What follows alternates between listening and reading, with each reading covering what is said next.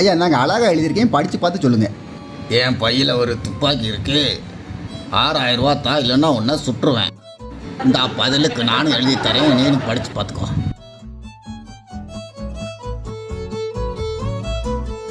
உன்னை பார்த்தா பயம் வரல, சிரிப்பு தான் வருது, இங்கேருந்து ஓடி போயிரு. இந்த அதுக்கு பதிலாக இன்னொன்று எழுதி தரேன், அதை நீ படி.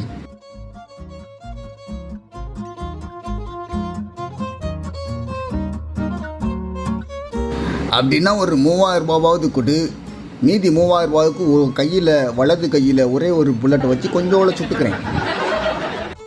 எப்படி நம்ம மிரட்டல் எப்படி இருக்கு?